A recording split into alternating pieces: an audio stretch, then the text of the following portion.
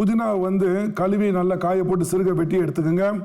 அதை வந்து நல்லா அரைச்சி வச்சுக்கோங்க.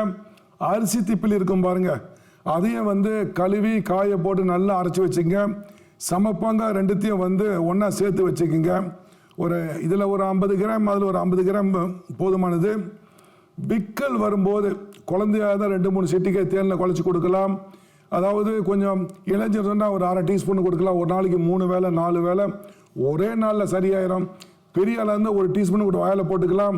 இதை எப்போதும் எழுதி வச்சுக்கோங்க. விக்கலுக்குள்ள சூரியனுடைய ஐஸ் பெட்டில் வச்சுக்கோங்க. எப்போ வந்தாலும் இதை எடுத்து போட்டுக்கலாம்.